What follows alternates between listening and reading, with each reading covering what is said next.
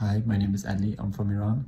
I'm curious about how Ukrainians preserve their cultural identity through everyday practices, especially in the context of full-scale invasion and rapid social change. Thank you. Logró Ucrania preservar su identidad cultural bajo tantos siglos bajo imperios extranjeros. So let's talk about how Ukraine could preserve its culture during all the centuries of imperial domination, be it Russian Empire or others.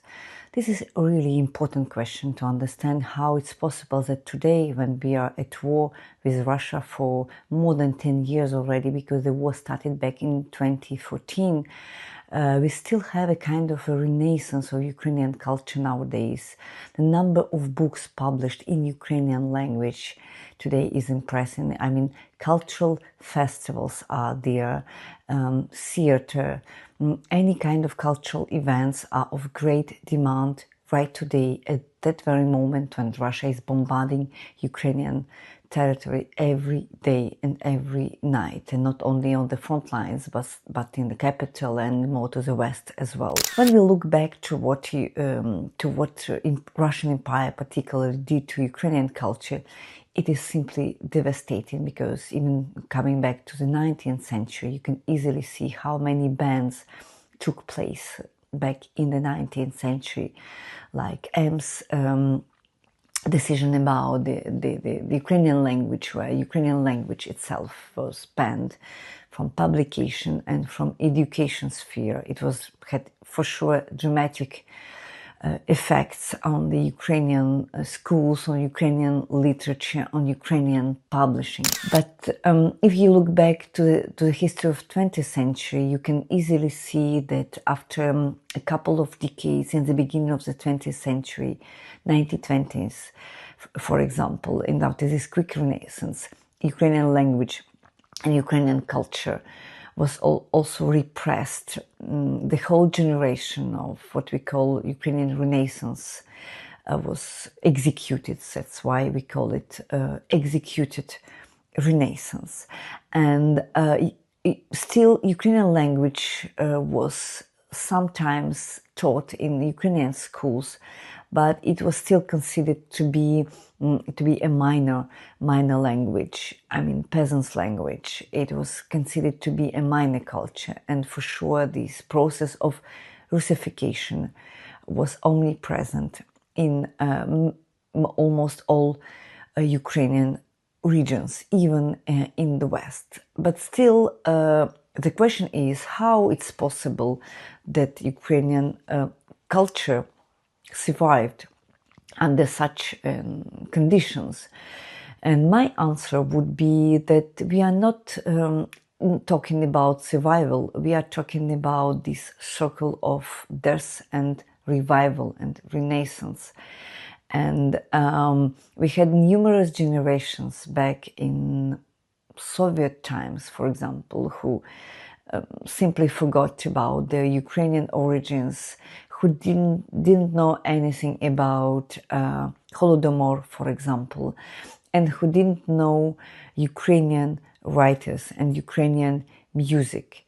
But still, there were some places and some circles and some networks which were resisting these Russian bans. Look, for example, at what Ukrainian generation of Ukrainian dissidents did. They preserved this Ukrainian culture.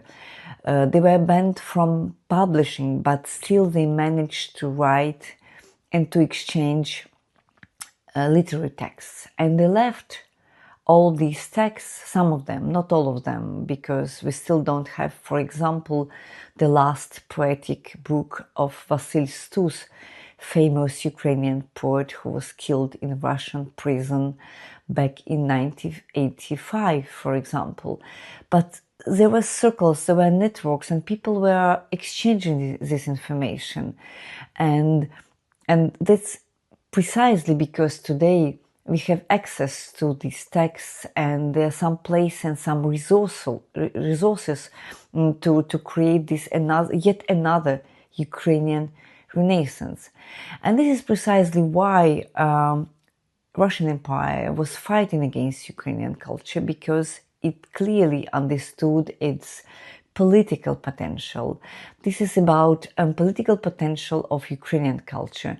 And I would rather talk about these circles of destruction and then renaissance, revival, coming up, growing from ashes, from all of this, what was destroyed.